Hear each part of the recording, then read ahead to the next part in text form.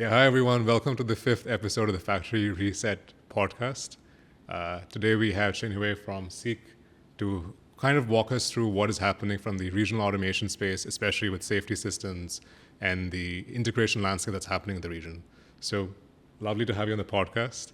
Before we kind of kick things off, we'd love to get you to introduce yourself, a little bit about your background, and what SIG, and then what SIG does and what your role in SIG is. Hi everybody, I'm Chin Hui. So I have been in the industrial automation industry or the landscape for close to 20 plus years.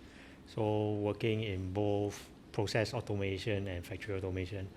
And I have, for SIG itself, I have been with SIG for close to 10 years, coming 10 years short of 1 month. So for us, we always focus on a few areas like sensing so that we can actually do automation, because in production, you actually need sensing to actually decide what next action to take. So sensing is what we are looking at. The next one is actually human safety, and our business actually evolved or started back in really the roots is on safety. How do we make sure that the operators are safe working with machineries? So, and of course now with Industrial 4.0 AI, we are also embracing the AI into what we call quality control, quality inspections. So this is, in short, SIG is looking at improving productivity, reducing waste, as well as the main focus of human safety. All right, amazing. So maybe I think before jumping into the session, wanted to get a quick background about you as well, right? So I realize you're from NTU. Yes, correct. Did your major in electrical engineering, I believe? Yes, I'm into electrical engineering, yes. And I actually in NTU during my time, there is a major, so I actually major in robotics. Okay. So control and automation. But I guess is during my time maybe is quite different, where today everything is deep learning. During my time, everything is calculation. Yeah, true. Yeah. So same. I also specialize in mechatronics. In NTU as well. So I think, and then from NTU you worked at Rockwell, went to Phoenix Contact, and then at Seek. Yes. Right. I went into the controls where I actually started with a local system integrator. So which is oil and gas company. So we do a lot of processing skits. So that is where my process automation background came from. And the safety in that area is kind of different. We don't look at machines, we look at things that will explode, like hazardous gas kind of thing. So that one is more on the process and pressure, like within a tank, what we call explosion. So it's more looking at explosion type of safety. But when we move on to machinery safety, is really the equipment itself, whether it will harm the person or the operators. So I also move on to Phoenix Contact to do certain networking stuff. And then I'm at SIG and doing all the technology stuff to help in navigation, safety, sensing. Yeah. Got it. Very, very impressive. So maybe I think coming into the what you do at Seek. So when most people look at Seek, the idea is that it represents safety. Over the past few years, I believe things have changed from very rigid control systems, closed off environments, to more collaborative spaces where robots are expected to work together with people. So in that transition of the industry, how have you seen safety also evolving? Okay, so we always try to, I believe when people first think of safety is always, it will cause certain delays because maybe there's more checks to be done. Is safety a priority over productivity, or productivity over safety? So we actually always do designs with customer based on a concept that we call safe productivity. So we try to integrate safety and productivity together into the same space, so that we don't say safety is priority or productivity is priority. Of course, when we talk about collaboration, these two needs to work hand in hand, but we don't compromise on any part of it. So in a way, when we design our safety concept, we will actually always talk to the end users, the operators, so that we understand the operations and don't just use safety standard to say you need to follow this and this and this. Instead, we say you operate in this way, you have to take care of these things. So it's not strictly by standards that you follow standards blindly, so that we can achieve a balance between safety and productivity. So it's just like for safety scanners, we will always have a warning zone and a stop zone. We don't say you stop immediately, you just stop, because maybe the safest is always just to stop, but it may not be the best for productivity. So we always try to have, I don't call it leeway, but we always have a balance between, we need to give a warning before we actually stop. So at least certain amount of actions can be taken, we don't compromise on the productivity, but we still keep the whole operation safe. Yeah, absolutely. I think that's a great point, that when you said that balancing safety and productivity is important. A lot of people do look at, if I want to have extreme productivity, I need to compromise safety, but we realize that over time it's not really the best approach to solving things. I'll zoom into one specific point that you mentioned about how component level certification does not guarantee full process level safety. I think there was a recent ISO documentation, I believe it's 10218, I believe, which announced that the term collaborative robot no longer applies, because safety is no longer an individual robot problem, but a combination of tools, people, process, and the robot involved. So what is your take on that, and what that means for the industry? Okay, so like you mentioned, safety is, there are certain customers who assume when you see safe components, that means the entire thing is safe. But it's not the case, because to make a machine safe or equipment safe, we actually need to evaluate the entire operations. Because it is like a bicycle chain. When you measure the strength of the chain, you have to consider the weakest link. You don't measure the strongest link and say, hey, this is the best chain you have. But actually there is a weak part that you may just break off anytime. So when we look at equipment from a safety aspect, it's always whatever is involved in the operations that could have an impact on the person, it has to be evaluated. It can be like we say, when now collaborative robots, they are all in a way so-called certified to be compliant to safety, or is safe to collaborate. But we are just looking at the robot design itself. Other parts safe, like it could be handling some hot objects, and the hot objects itself could be, is unsafe, but the robot is still safe. So if we just look at a single part, yes, it's still safe. But if maybe it's on the conveyor belt, your fingers may get stuck on the conveyor belt. So is the conveyor belt safe? No, but the robot is still safe. So that's why we need to look at the entire operations, which part of the equipment humans will get in touch with, and evaluate. And not just at the point, it's also, let's say we need to stop the conveyor. Is the we call it a safety chain. So everything involved in making sure that the conveyor will stop in time needs to be safe as well. Because when we say, why do we classify something as safe and not safe, or safe or not safe component is, not safe component, sometimes when it fails, it still moves.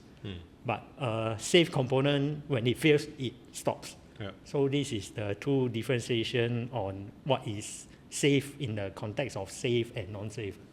Absolutely. That's a great point, what you mentioned, that when you look at a safety system, it's the weakest link that you need to look at, and not just the strongest link. So on that point, we've been hearing a lot about companies using physical AI as their control mechanism, right? So instead of using control systems or certain hardware-defined behaviors, they're moving into more evolving behavior system that they're described as physical AI. One of the things we have been thinking about is, what does that mean from a safety standpoint? Because that's, again, a little bit harder to control versus the traditional systems. Okay, so if we always do a simple comparison of what is AI versus non-AI, is always conventional rule-based is non-AI. That means everything it will be hard code. It cannot be adapting to the surroundings, adapting to it will be like, let's say I say the stopping distance is 1 meter, is always kind of 1 meter. Yeah. It will not change according to the situation. Yeah. But let's say for AMR, when it moves in, we already know that the area is narrow, and we really have to change from maybe a stopping distance of 1 meter to maybe half a meter. If not, it will get stuck down there. It will, I think based on experience, it will never move in that narrow space. So if we really if future technology can tell us, hey, don't worry about the people coming near because it's so narrow, no one will actually come near. So, but we still need to reduce on that, adapt to that situation, and we clearly know that this area will be a narrow area. Yeah. So these are the approach that we are embedding AI as well, so that it is kind of predictive. We adapt to the situation. We don't go by fixed rules to make it everything again flexible, productive, but safe. Yeah, absolutely. Great points. I'll switch slightly in terms of the topic. So we spoke about how all these are evolving trends. Yeah. But there's also a geographical element to it where certain trends move faster in certain geographies versus other geographies. Yeah. So you have a lot of experience in Southeast Asia. Yes. In this part of the region, how are you seeing the differences and similarities between, let's say, other markets like Europe, US, Japan, Korea, versus what's happening? Yeah. Of course, Southeast Asia will always have a cost concern, productivity versus whatever investment. Every investment needs to have some return of investment. But when you look at safety, it's almost similar to buying insurance. You don't really get any productivity increase. Of course, you can say you will get productivity increase. In the event that someone gets injured, you may have to stop work. But so if with safety, you don't have to stop work. But in our region, maybe Southeast Asia, this is maybe not that recognized because the emphasis or the mindset of factory owners, they still need some time to actually know that safety is actually as important as productivity because sometimes in certain countries when you have a safety case, you may have to stop work, and stop work equals to downtime equals to loss in production. Yeah, absolutely. Great point. So I think, like you said, when companies or a project manager for an automation purely looks at the cost at the start of the project and then use that to make a decision of, do I need a safe system versus a non-safe system? Yes. I think, like you said, what they're not taking into account is what is the potential impact down the line. Yes. Because if either someone getting hurt, worst case scenario, correct, or that, let's say, even a collision with another part of the facility or another machine, which causes more downtime. I think on that perspective, you work with a broad variety of different robotic components, from robotic arms to AMRs to, I think, just even the conveyor automation, ASR's automation.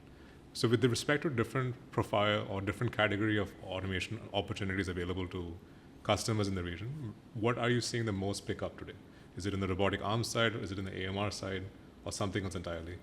Okay, for it is always in industry based. If we look at maybe automotive, you can say the take up of AMRs, robot arms is the highest because they always work in robot cells that is really fully automated, and they use AMRs to actually transfer the chassis of the car body from cells to cells. So they are always highly automated, and when you look into electronics, it is more modular based. All the machines are actually highly automated, and when you move materials around, the AMRs are smaller, and they don't go through complex routes. It's really point to point, but I guess the most complex navigation is actually at the logistics side, especially at the e-commerce when there are so many AMRs or mobile platforms actually running at the same time, and the fleet management needs to be able to actually guide all these equipment around. Yeah. So the complexity actually increase across different industries. Some are just doing simple point-to-point movement, and of course there is definitely different brands in every plant. I don't think there is any plant that, because of the experience or the competency of your equipment provider, they will actually use different brands of robots.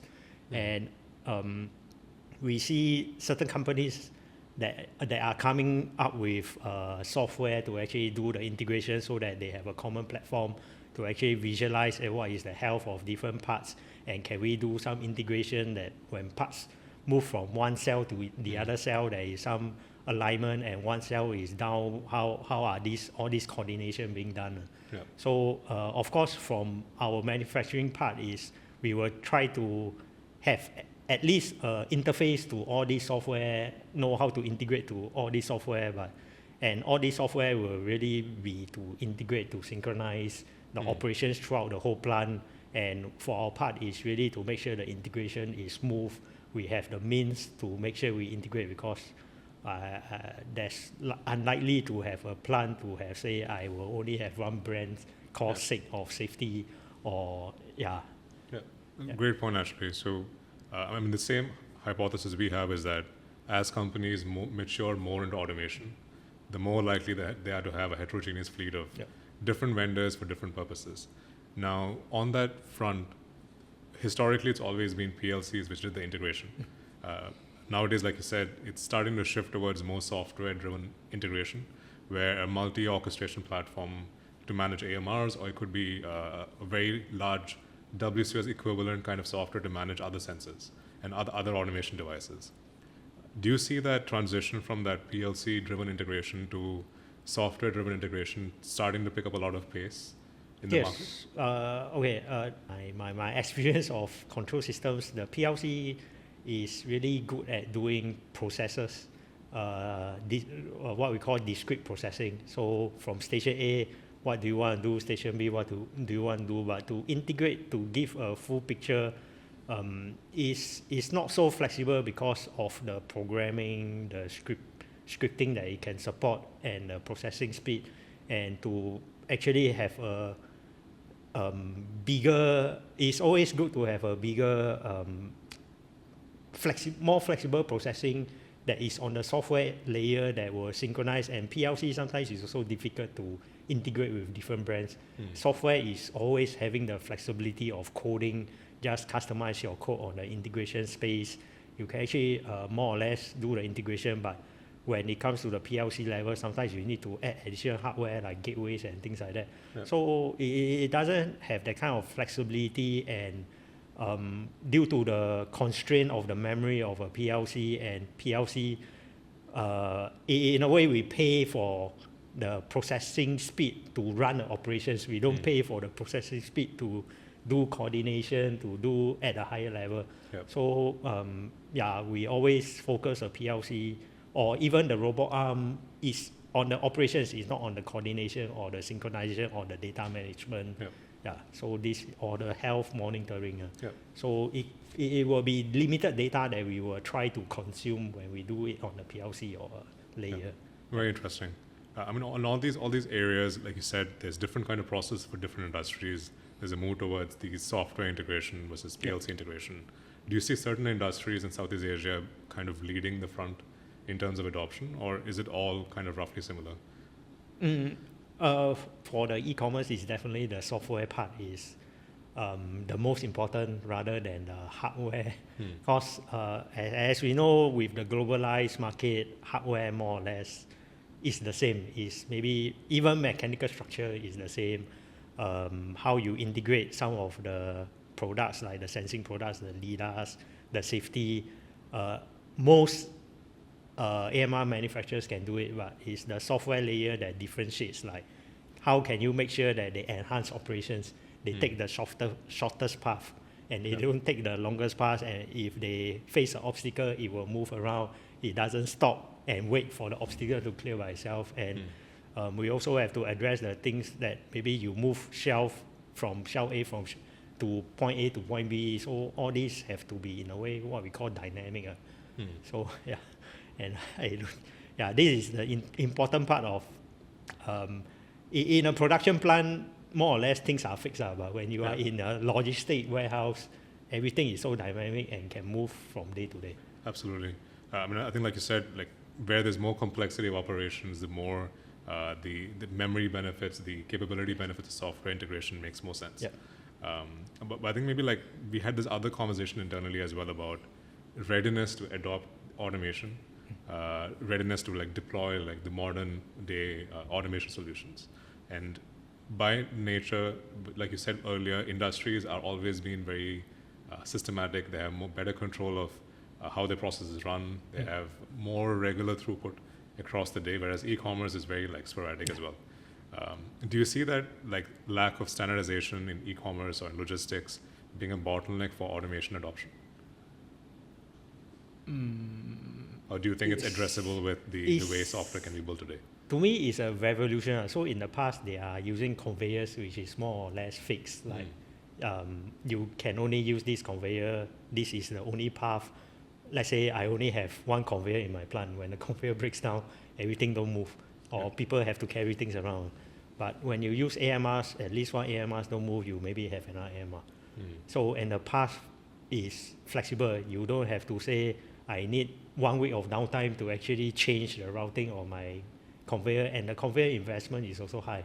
Or the conveyor motor is down, I have to change this entire segment or section of the whole conveyor.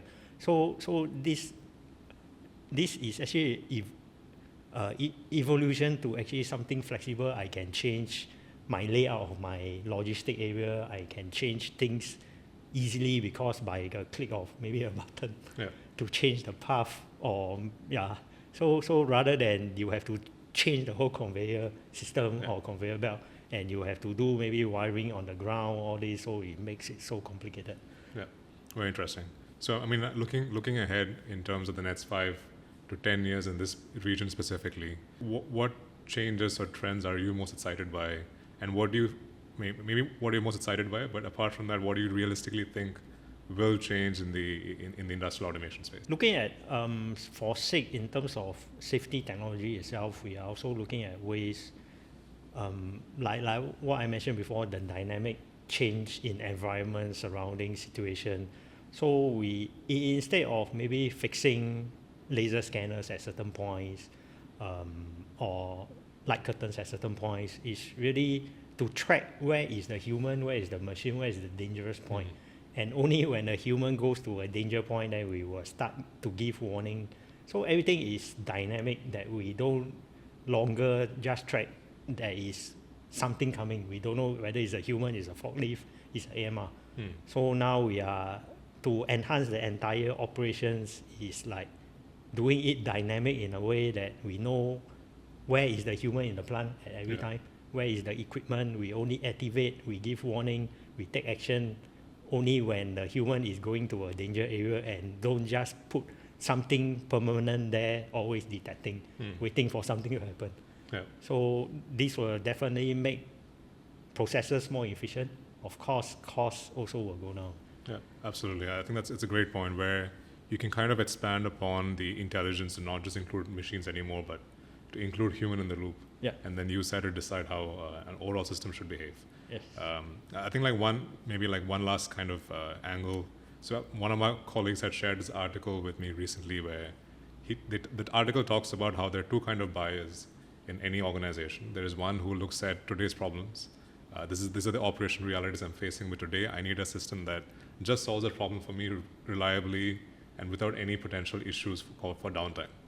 And then there's another kind of buyer which looks at the future and says, I see all the technology enhancements happening in the industry today. I want to incorporate this into my operations for the sake of, for designing a future-ready factory. But operational realities today, reliability, etc., is not the biggest concern. Our opinion is it's a balance. In your perspective, how does a factory manager or someone in charge of deploying automation, how do they balance that operational reality versus innovation when deciding what do they invest in? We work with certain customers who runs pilot projects. So we are also supportive to do testing together, so to actually really make the customer really realize the value of what we are trying to offer, so that it actually suits, and sometimes they don't really have to put in a big investment first to actually realize the value or the benefits, because it's always a decision that will my investment give me returns. So when we talk about new technology, advanced technology, is always a question mark. Have anyone used it before? is it real? How will it benefit me? So this is in the mind of every businessman, I believe. So it's always how much money I have to invest before even if I'm willing to invest, will I really get the returns? Yeah, especially for new technology. Of course, technology is always amazing. Maybe as a consumer, it's always nice, good to have. Yeah. But when it comes to a business, it's a different story. It's always every cent we put in, we want to get $1 back. Yeah. Yeah. So we work on things like joint research tests. We can like let customer do some small scale experience, so they know, and do some integration to maybe a small part of their plant, or their processor, so that they really can see the benefit before they will decide whether it's a full-blown execution. And it will also be a learning experience for us, because sometimes it's a new technology we don't really also understand, because certain things are just based on manufacturer assumption of how this will actually benefit. Yeah, so with all these trials with customers, tests with customers, pilot projects, we also learn what can we enhance, what can we build up, what can be replicated for other customers, how can other customers actually use this experience of us to actually build up, maybe reduce the learning curve for everybody. Yeah, absolutely. I think that's all the questions I had for today. It was great having you in the session. Thank you for taking the time. And hope you had a productive one as well. Yeah, sure. It's a good discussion. All right.